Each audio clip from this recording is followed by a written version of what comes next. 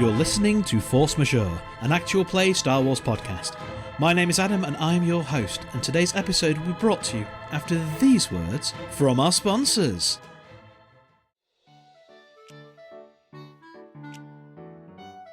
Hello younglings, I'm 6BK, and it's time for another Book at Bedtime, sponsored by the Zypher Corporation. Today's book is The Very Hungry Sarlacc, by famed Gamorrean author Guk Stronk. Our story starts on the desert planet of Tatooine. Two suns burn in the sky, and as far as the eye can see is just sand. Can you picture it, younglings? Can you imagine the heat and the dry winds that blow? As far from glorious Gamorre as can be imagined, but there remains pride to be won here amongst the softness of the other species. In the desert there is a great pit, ringed with tusks like the finest of any boar. This pit is the mouth of the great Sarlacc, a beast of immense strength, size and hunger which can never be sated no matter how much it feeds. To be devoured by a Sarlacc is to live for countless cycles, as it slowly digests you while keeping you alive beyond your years, every moment an agony which stretches for eternity. It is for this reason the Sarlacc is a favoured punishment for the mighty Hutts which rule over Tatooine, and this particular Sarlacc is the chosen of mighty Jabba, Jabba the vast and implacable, Jabba the mighty and ruthless, great lord of Tatooine and patron of Clan Rogak. And here we can see a skiff approaching, moving like the great winds which howl during cold time on beautiful Gamorre. On the skiff we see great Jabba himself, surrounded by those who have pledged and those who are owned, the court of the mightiest of Hutts. And on the skiff also we see those who have displeased Jabba the Immense, brought here for punishment and spectacle. Lo, we see the board extending out over the mouth of the very hungry Sarlacc, and lo do we see the first of those who have displeased Jabba the Unforgiving, forced to stride out and endure the feast which never ends. On Prime Day, the very hungry Sarlacc devoured one smuggler who had not repaid a debt, but it was still hungry, and so Jabba the Implacable vowed to return the next day. On Syntax Day, the very hungry Sarlacc devoured two stormtroopers who had displeased mighty Jabba with their demands for subservience, but the very hungry Sarlacc was still hungry. On Tongs Day, the very hungry Sarlacc devoured three rebels who had sought to embroil Jabba the Wise in their dissidence. For their temerity they fell, but the very hungry Sarlacc remained unsated. On Zel Day, the very hungry Sarlacc devoured four slaves who sought to flee Jabba the Merciful and break the terms of their ownership. An example was made to the others, but the very hungry Sarlacc still required more. On Bendu Day, the very hungry Sarlacc devoured four Weequay, three Nikto, two humans, one bounty hunter, and beheld the tragic murder of mighty Jabba the Indomitable. And the very hungry Sarlacc was not hungry anymore. The end. Please tune in tomorrow for another Book at Bedtime, sponsored by the Zypher Corporation. And remember that you can have your very own 6BK droid to read you stories at your own domicile. Simply visit any supplier of droids or Youngling Entertainment retailer and ask. It comes with 10 stories in Galactic Basic, with other story and language packs available. Hello everybody and welcome back to episode 14 of the Coldfire Chronicles. My name is Adam and I am the GM for this adventure, and I am joined around the virtual table by... Hi, I'm Mikey. I play Jiren. He's a Chiss Mystic Advisor. His emotional strength is his enthusiasm, and his emotional weakness is his recklessness. Hi, my name is Ed Fortune. I play the character of Auberon Breck. He is a human hunter and now a Taru striker. He is a seeker. His emotional strength is justice and his emotional weakness is cruelty. Hi, I'm Mim. I play Lasa. She is a human sentinel, artisan, occasional ship. Her emotional strength is curiosity, but her weakness is obsession. Hi, I'm Ross. I'm playing Agatha, a Morylan warrior aggressor colossus, whose emotional strength is his pride, but whose weakness is his obsession. And this episode, we're not going to have a question from our characters because, given everything that's happened, I think that's a conversation best saved for on camera. And so our camera opens up on the engineering bay of Rilko's Twitch. We can see Lasa on the floor, cradled by Jiren and Prinkle. Agatha stands nearby, holding the orb in a blanket that he's picked up, and Oberon has just burst into the room. The ruins of the hyperdrive still gently pink, pink, pink, pink, pink as bits of it cool, the whole component having broken from the effort of this last push to take them where? Well, let's find out, shall we? Players. Jiren has just put a stimpack into Lasa. He looks worriedly towards Sprinkle and then looks back down as you start to wake up. Is that, or is you coming round? She's already woken up by this point, yeah. Mm-hmm. What? He's stumbling over his words. It's like, so, that was new. Why are you grinning? We land all right? I don't know. Oberon, did we land? We did. That was incredibly dangerous and incredibly brave. What did you do? I got us here. That's what I did. I got us here. That's all that matters. Where is here? Well, in theory, she calms down a bit and the slightly maniacal laughter dissipates as she goes, in theory, we should be here at the only place I could think of to go in an emergency, which is the Stopover. Where? The Stopover. Yeah. Get me to a window I need to see, or a view screen. Let's check with the weary. And she kind of struggles to get up, but she's a little bit woozy still. Jiren and Prinkle start to help you get up, which is comedic as it is. Jiren not being particularly strong, Prinkle also not being particularly strong and 2 feet shorter than Jiren. So, if you're looking at it, it's almost as though she's trying to move parts of her body that don't exist anymore and just coming back into herself. And there's an occasional grin and an occasional shaking of the head as she works out both what happened, which was an amazing experience, but also how draining it's been. And it's very, oof. Okay. Well, yeah. Oh, wow. So we'll help you out to the front of the ship. I think at some point, if we go past Oberon, I might relinquish their carry and helping duties to Oberon or Agatha, because Jiren is not a manual person. You can always lean on me. Where are we? You want to know what the Stopover is? It is not for the likes of the Highborn. It is not somewhere you will have been, but it is a good place for us to go. Thank you, Lasa. Oberon goes over to a console, pulls up astrogation. Adam, where are we?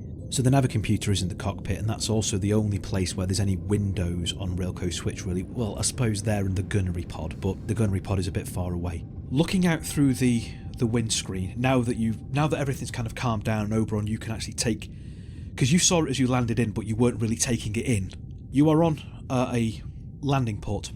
There is a big domed ray shield now over the top of you, and there are a number of droids that are coming out. Mag clamps have come down to lock you in place, and a number of droids are coming over and hooking in power cables and refueling lines and that sort of stuff.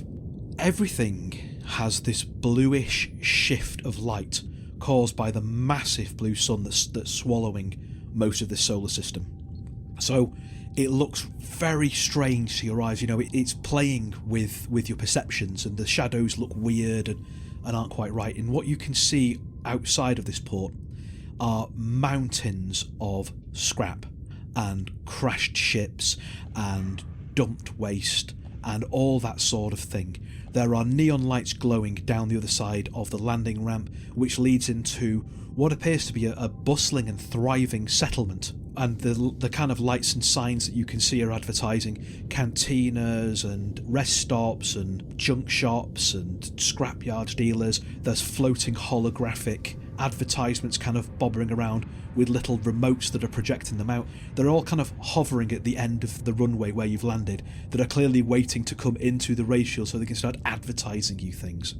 Looking at the astrogation computer, this is the Tamdu system, which is right on the edge of wild space.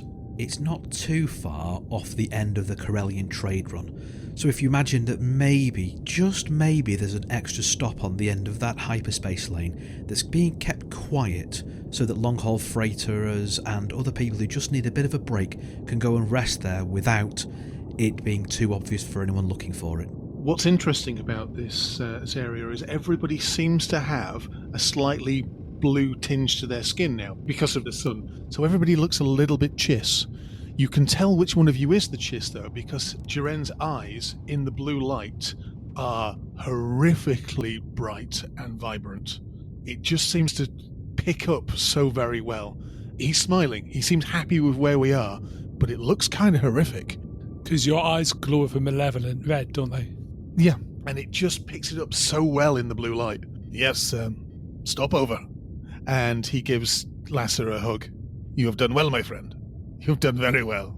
Oberon's messing around with the astrogation system, and he just looks at the console and goes, "So, in addition to breaking multiple Imperial laws, we appear to have violated the known laws of physics." No, we didn't.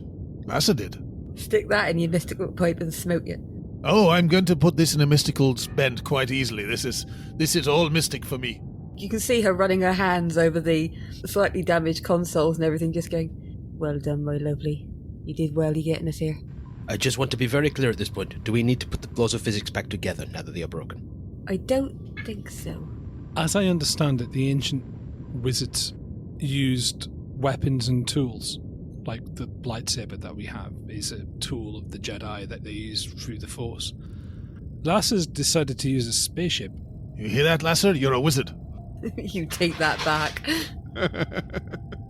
It's the Force. So as your Force focus, you've done it with an entire spaceship. Because what is the Force but making the impossible possible? And I would not recommend it. You know, don't do anyone else. Are you okay? You know what? I think so. I think I'm alright. It's a bit strange, but you know what Pyjak used to say about everything being connected? Every atom, every molecule, whether it be a rock or a stream or a person or an annoying little bitey bug or everything connected? Yes. For a moment, I felt it. And I mean really felt it. Not just, ooh, vaguely, there's a buzz of everything. I was part of it, and I could see how everything was connected. That I could almost see everything. Like looking at a field, and at first you see the field, and then you see the grass, and then you see the flowers in the grass, and then you notice every individual blade of grass and every petal on every flower, and you realise it goes on and on. It was like that, like looking at space and realising you couldn't count the stars anymore. Jiren's grinning away. Those of you who are quite close to him realise he's incredibly happy. Anybody a little bit further away, again, he looks psychotic. Oh, I'm so proud of you. I am so happy we are here. He looks around the slightly, very broken spaceship. But we might be here for some time. Maybe. I remember the feeling as I felt you throughout the ship, you in the gun turret, and then I remember hearing Prinkle saying that the kettle had boiled. We did not know that the ship had a kettle. Oh, Prinkle, tea. Make tea. Yes, there was a big connection. I'll be back in a minute now, I'm sure you're safe, my friend. Just stay here, I'll come back with some nice refreshing tea. And Prinkle toddles off towards the galley. The ship is still on emergency power at this point, by the way, so it's all the very dim red running lights that are just enough so you can see what's going on, which again is being blue shifted strangely. I can't believe we made it here. I haven't been here in years. Agatha, Oberon, you've never been here, I reckon, eh? I do not think so. No, this is not the sort of place I would ever go to. From the sound of it so far, it is definitely the kind of place I might have been to, but I don't think I have. Well, I cannot wait to introduce you to this place. If you've got nowhere else to go, and you're not even sure if you can get there, you find your way to the Stopover. It's where you end up when you don't know what to do next. One of the first places I came when I came to your part of the galaxy. We're on the edge of wild space. What's it a stopover for? Well, it kind of says exactly what it says on the tin, you know? It's the stopover. I tell you what, it used to be a scrapyard, right? But then, because more ships would turn up, and once you get here, there's not many places you can reach from here. If you get here and you can't go nowhere else, you're going to have to stay here and wait for someone to come and help you.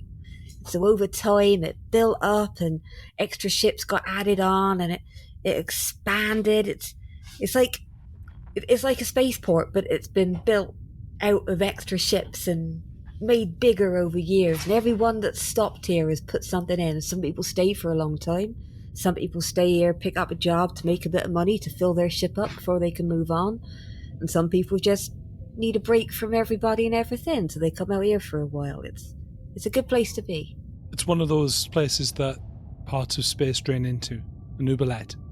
You find it if you need it. Well, we did, didn't we?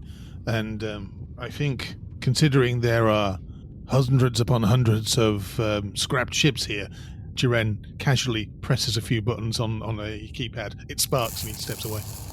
We might need it. The master systems are fried. What else is wrong with the... that is smoking. That is very red. This is very red.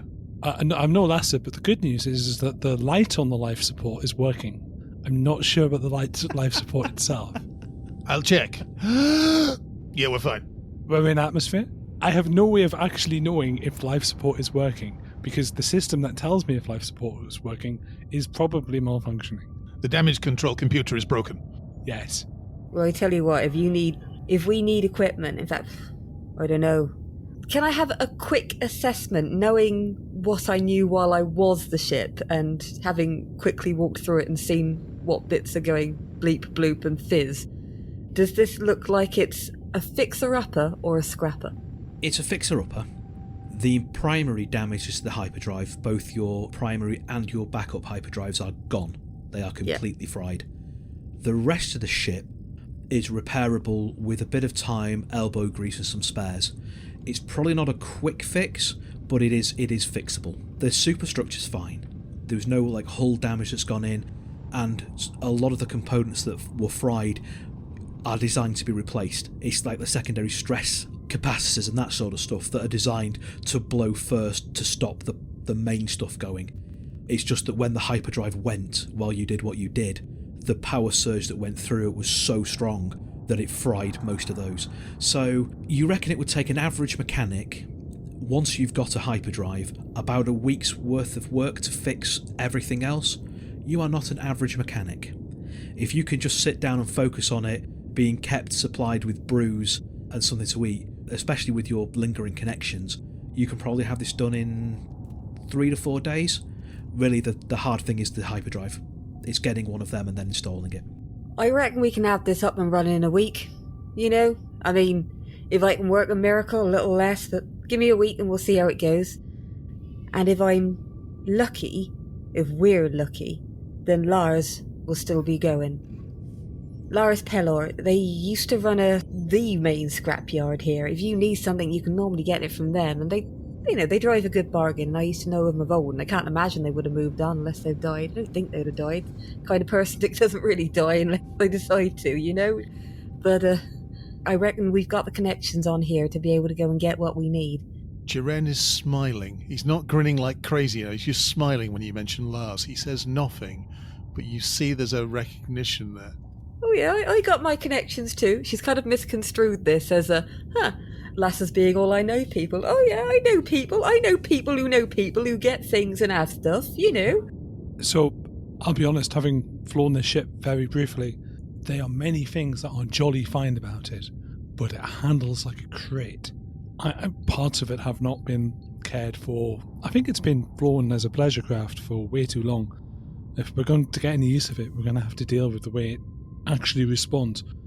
Can we do anything about that? I don't know anything about blinks or response interchange coolers. And he looks as Lasa visibly twitches at the depth of Oberon's ignorance.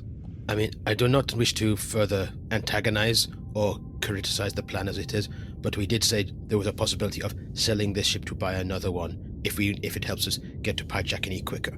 Well, I mean, definitely someone will buy this ship. If not to make it into a ship, then probably to make it into a house or a bit more of the planet. So, planet. Like it's a planet. I do not wish to diminish your personal connection to the ship or everything. It will get us there if we repair it. It's a sound ship that will keep us alive and safe once we repair it. I tell you what, not meaning to talk over you and saying we can repair it and it's a good ship, it got us where we needed to go and it'd get us where we need to be, but I reckon, Agatha, you're a big tough person. Yes? Now, occasionally, obviously you need some entertainment in places. There used to be a couple of bare-knuckle fighting rigs which would be opened. And they were always after new talent. I mean, I just wasn't my kind of thing, but a couple of the old crew from The Witch used to go there and put some money down. Occasionally come back with more, sometimes come back with less. Sometimes come back with less fingers, if you know what I mean. Nothing too serious, most of the time they were good people, but I reckon, between scrapping this, and if you could earn us a bit of money, my friend, we might be able to find a better ship. But that'd be completely up to you. I know you felt I wouldn't want to risk anything, but you're stronger than most. I'd probably bet on you. And that's about as close as a compliment as you're gonna get. There are many possibilities we can explore here. Either way, I think these legs are steady enough to go. I haven't been here in years.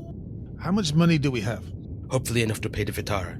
It is not my concern. I mean, we are going to pay her, but my concern is getting a ship, saving Pyjak, and then we will pay her. Yes, this is my list of priorities as well, but I do not wish to forget anything. I have a strange request. You, mostly, but of everybody, really. Firstly, we need to work out how much money we have. Secondly, I would like some of that money. And thirdly, I would like to I would like to take custody of the depleted orb. I mean, Agatha's looking at it for a moment, and he's been cradling it slightly possessively, without realizing consciously, for a little while now. But, since he's not especially attached to it yet, he patterns it over because he can. Jiren doesn't take it as of yet, and then glances towards Oberon and Lasa. Oberon's looking completely spaced out right now. His eyes have glazed over for some reason. I have an idea. I'm not going to use it, but what you have done, Lasa, has given me an idea. I'd like you to trust me. I reckon I do. Oberon suddenly, blinks and goes, yes, of course I trust you, yes. Yes, I remember the last time you had the orb, but yes. Hey, I did some cool things, but I don't really want to do cool things right now. Yes, but you are not very much with the forward planning of when you are going to do cool things. We might not get much warning. Yeah, I think on my feet. What do I say? He looks around the room and looks for his satchel, picking it up and opening it. Said, just put it in there. As for Coin, I don't think I can help you. I was wiped out. We'll have to find out what happened with that transfer that we were doing. Well, I'm sure there's somewhere we can find a stomp point and find that out. He closes the bag, pulls out from a pocket a pair of gloves, puts them on. So, shall we go out and meet the locals? I need to digest something. I need to have a think. I'm just going to make sure the systems on the power systems are okay. Could we eat first, and I'll come back to you in maybe half an hour before we go out. And Adam, once I've made sure that everyone is sat down, Oberon's going to go to the aft of the ship and have a long camera shot where he broods.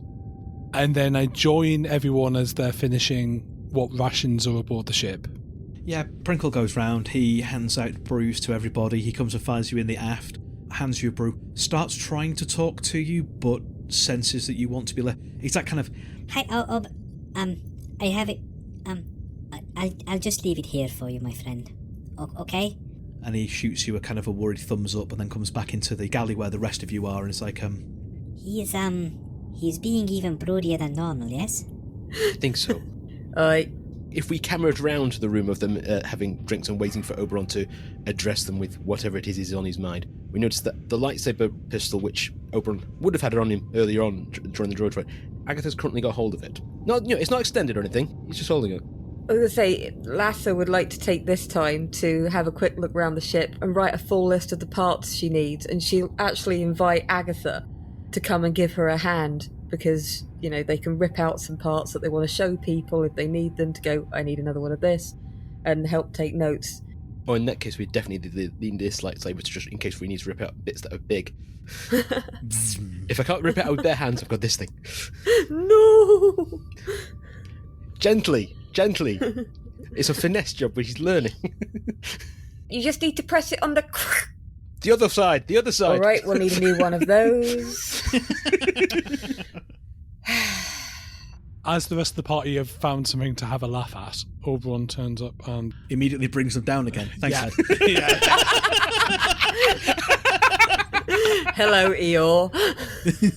He wanders in with a face of, like, storm clouds are around him. He wanders in and he comes in and goes, I need to talk to you all about where we go after we find Pyjak and what happens next.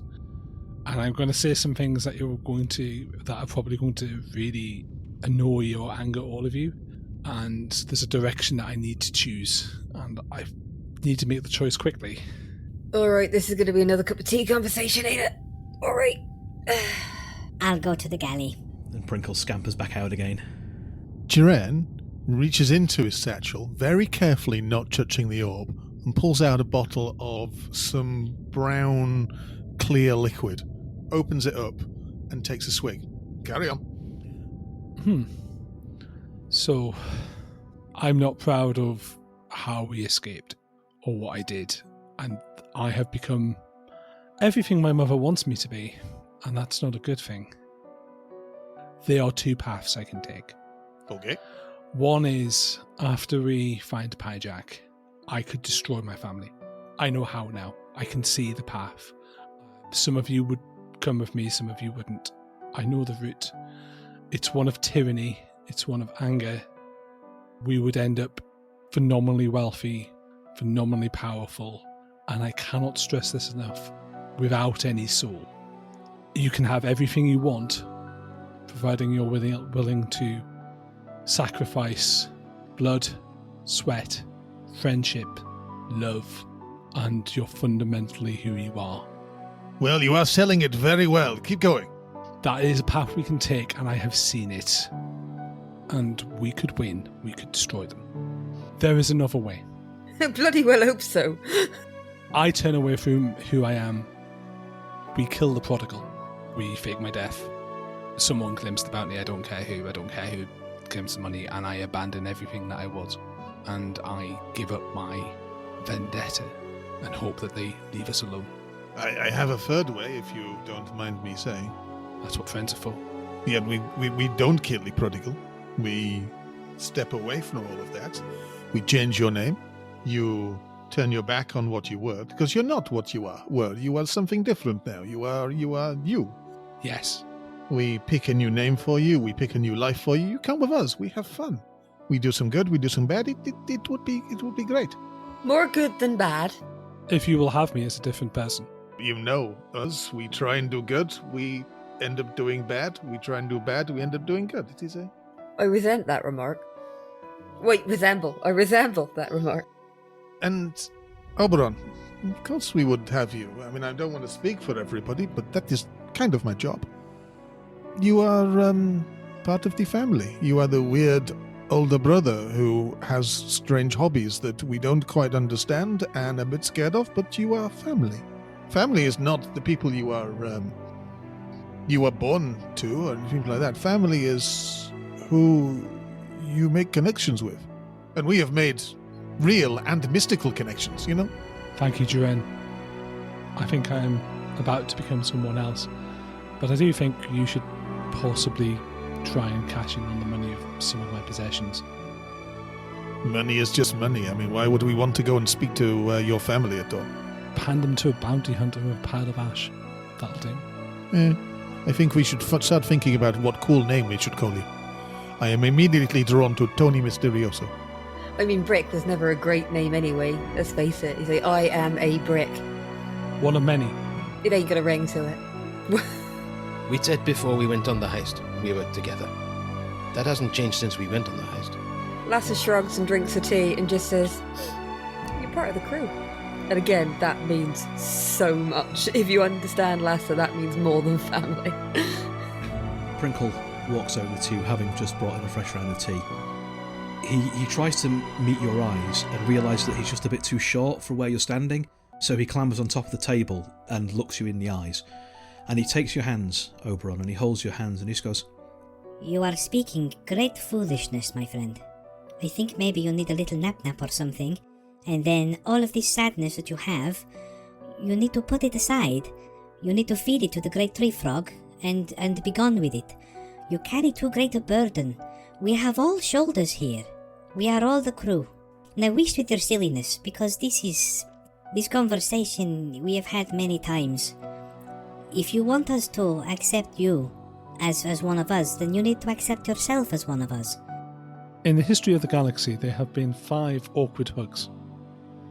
This is definitely on that list as one of the most awkward hugs ever had between 2 beings. It's awkward for about a second and a half, and then Jiren joins in. And that makes it either more awkward or less awkward, I'm not entirely sure. Don't look at me, I'm not joining in. I don't do hugging. Agatha's staying sat down at the moment. I just imagine, much like when there was the conversation between Lasa and Agatha in the jungle, where Prinkle, Oberon and Jiren were at the back exchanging awkward glances. I imagine this is now happening, but kind of in reverse, whereas Oberon, Prinkle and Jiren are engaged in a hug, Prinkle's still standing on the table, and there's just Lasa and Agatha meeting each other's eyes, lifting their cups off the table so they don't get knocked over, looking away like, well, I'm having none of that. No. Nope. Agatha is not fond of physical affection. Nope. Something else to bond over. It's not that he's not fond, he's just watched enough heights and depths that he knows that this is their moment. Oh, yes! Although I am picturing Jiren kind of gesturing and going, Come on, Lasa. Oh, Agatha, you join in. Nope. No, he doesn't beg these things. I think as the hug ends and everyone sits down and he goes, hang on, is that my lightsaber? Yes. No, it is our lightsaber, and it is my turn now, please, Agatha, please. And Prinkle raises his hand out, eyes gleaming, sees the shock in your face and goes, I only joke. It's for you. I have my broom. It's fine. I mean, Agatha was this close to handing it over, but... Yeah, we'd have to add a bit more to the list of what's wrong with the ship. Anyway, I reckon we can be a thorn in your family's side for a good few years if we decided to be. I mean, look at what we did at Port Haven. I don't think we have to destroy ourselves and lose our souls. No, we need to avoid them as much as we can. And I reckon we can. If I go back, if I engage, if I do anything in that direction that isn't defense, then they have me. It's a very big galaxy, Oberon. There's lots of places we can get lost in. They've got a hell of a hold on you, haven't they, my love? Well, yes, because they are also family. Family's nothing. Family's a few biologies, innit? That's all it is. But I mean, even from this distance, even knowing what skills you got and what's going on and who you've got with you, it's almost like you're scared of them. And I'm not saying they're not scary. That is an awful lot of power and money and weirdness. But you know you're bigger than that, right? It's more this. They didn't respond by sending agents. They didn't respond by sending maybe Titania. They responded with a Star Destroyer. And that's fear. And when they're scared of you, you've won. And that means we could win. And we can't afford it. We have more important things to do. I'm not going to pretend I understand. If something is scared of you, then you can win. The prize isn't worth it. They're not worth it. They're not worth the... We could take them. We could take them and destroy them. But by doing that, we would become them.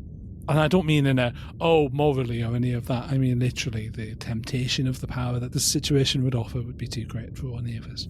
It is strange. It is very strange that of all of us here, you are the most chiss. I just feel the need to go, all right, hands up here who would actually like to rule over an entire star system or something. Don't all raise your hands at once, because none of us want that. Jiren. Oh, no, I would love it. We would have so much fun. There would be water parks. There would be rides. Oh, it'd be great. Now you put it like that, it's quite persuasive. The Chiss are the most imperial of all of the families. And we're not even in the Empire. Yes. My last name, and I do not believe I have told you this, is Tarthi. The Tarthi family is focused. I came all the way from unknown space to be here because the Chiss ascendancy is not exactly my cup of flaming tea. What I am saying here is you do not have to face the demons of your past. You could just move to a different part of space and become a sexy space pirate. You also do not need to decide now. We have time. Shall we, are we ready to go? As a crew? As a team? I'm ready. Oh, I guess so. Let's go shopping, yes? Any other big emotional outbursts that anyone needs to have? Get it out now. And she finishes her tea. My family is... No, I'm not going to tell you that. Let's go. Agatha, you're the only one left? No, I'm good. I'm good. I went before I came.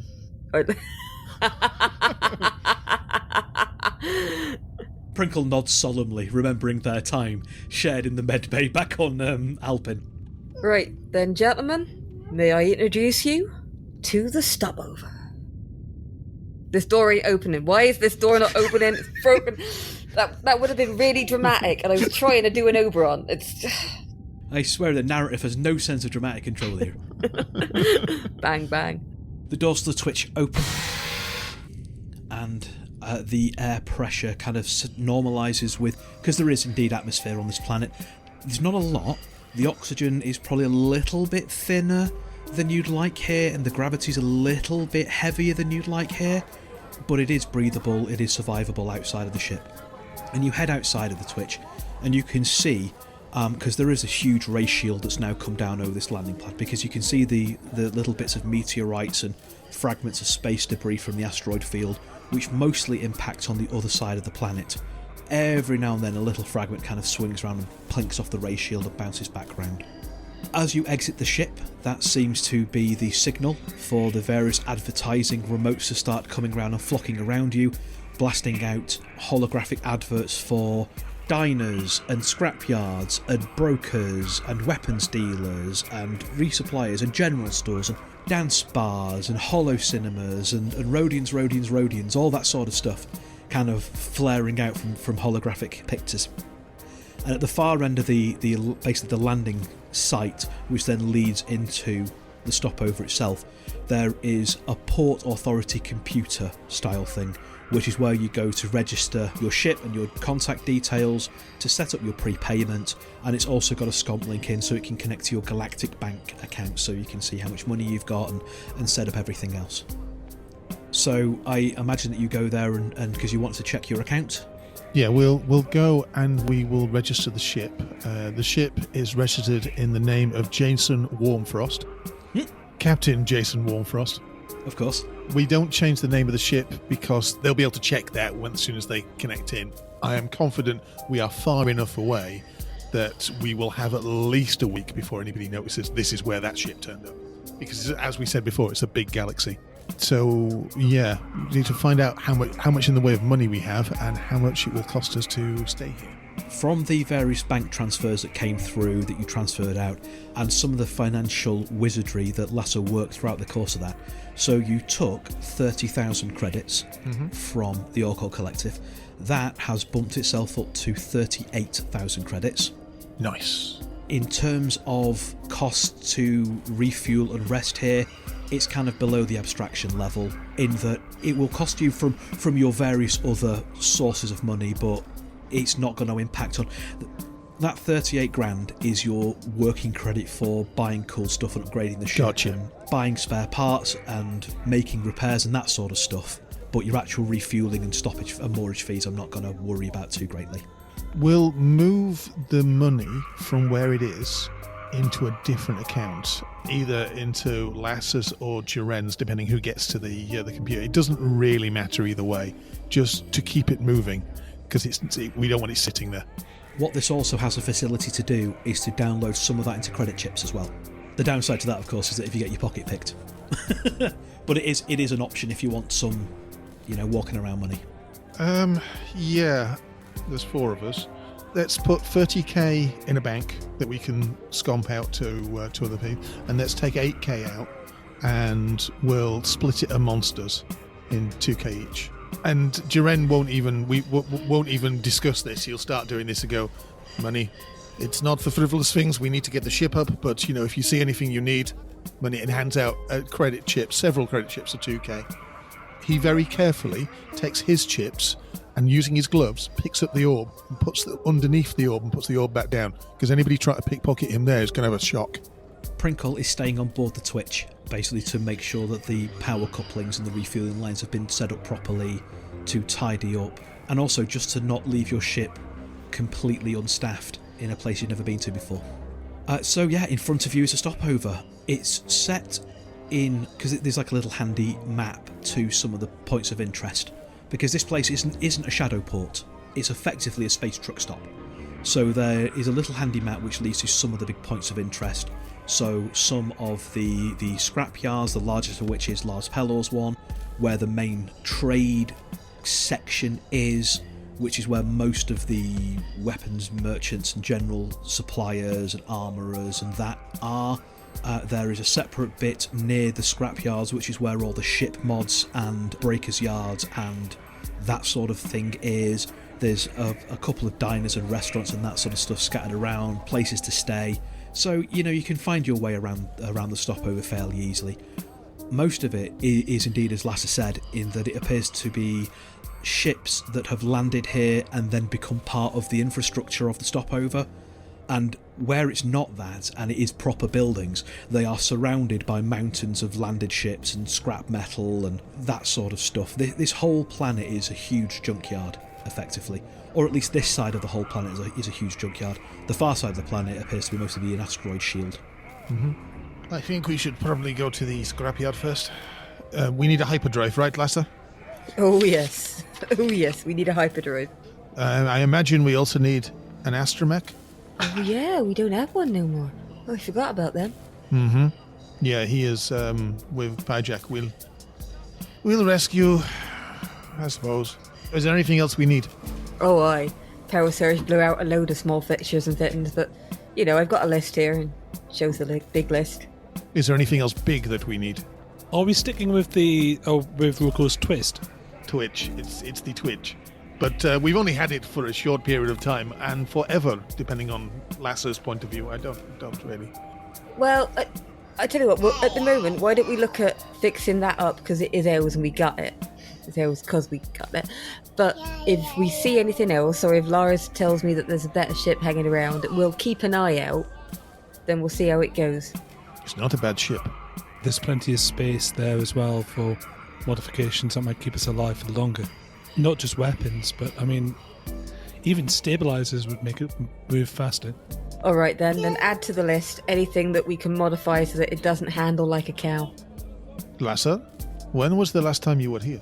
Not for a decade. It's not like the place changes too much. Bits fall off, bits get added on, but probably not since the witch fell apart, You know how things happen, you run out of money, or captain makes a bad decision and crew starts leaving, and so I can't believe any ship that you've been on and engineering in fell apart. Well, thing is, your captain's got to be able to give you the money to keep the ship running. And if it don't, there's only so long you can make it work on fumes and sticky tape. There are a couple of places I want to go, but let's go and see the Eileen first. So you start making your way down to Lars Pelor's scrapyard. It's one of the biggest and most established scrapyards here. And not only is it a scrapyard and a reclamation thing, it has a breaker's yard built in as well, where down on their luck captains can do effectively what happened to the Witch, which is when your ship has come to the end of life, you can sell it to Lars Pelor, and Lars Pelor will either try to repair it and then sell it on, or break it down for spares. And there are several docking bays in Lars's scrapyard specifically for that purpose. And it's a good place to go and look for another ship, that sort of thing. And you head down there and you're passing through the various mountains of metal and scrap parts and ship hulks and storage containers and that. You come round to the corner that's opening up into Lars Pelor's scrapyard, and you can see the vast piles. It's quite sorted in terms of, you can see where there are hull plates that are all neatly stacked up, and various systems that are all neatly stacked up. You can see a flurry of activity as various droids are going around and moving things around and, organising things. And you can see past the office the Breakers ports. There is only one ship in the Breakers ports at the moment. It is a YV-929 light freighter. A blockade runner, really. It is to light freighters what a sledgehammer is. It's designed to go places fast, to take an awful lot of damage and carry an amount of cargo. One might say that it's an ideal ship for raiders, for the Alliance, or for pirates. Because, Jiren, you recognise that chassis. You recognise the colour scheme. You don't recognise all those holes in the hull. You don't recognise all the carbon scoring and damaging. You do recognise as well where there was a name of this ship in Orabesh written down the side, most of which has been scratched off. That's the Gambit. That's your old ship. Jiren, walking at the front, stops everybody. Staring at the ship, he says, "I need it. That's my ship." And that's where I'm ending the episode for this week. Thank you everyone for playing. Thank you everyone for listening. We hope you're enjoying this next great twist in the story. Stay safe, stay well, remain delightful, and we will see you all next time.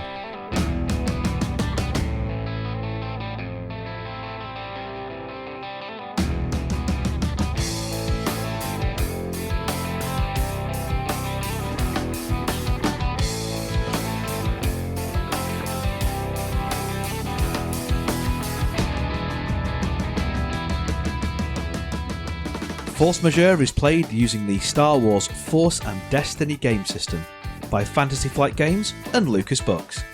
Our intro music for this season is Unholy Night by Kevin MacLeod, and our outro music remains Suburban Outlaw by Forget the Whale, both used with gratitude under the Creative Commons license.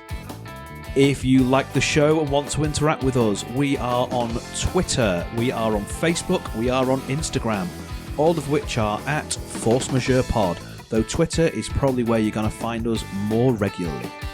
If you enjoy what we do and want to support the show, there's 3 ways you can do that. The first is via our Patreon at patreon.com/forcemajeurepod. The second is by buying us a coffee at ko-fi.com/forcemajeurepod. And the third way is by rating and reviewing us on iTunes, Google Play, Stitcher, anywhere where you can find us. We really like reviews. It tells us that we're telling the stories that you want to hear and helps other people find us. Thank you very much for listening. We'll see you next time.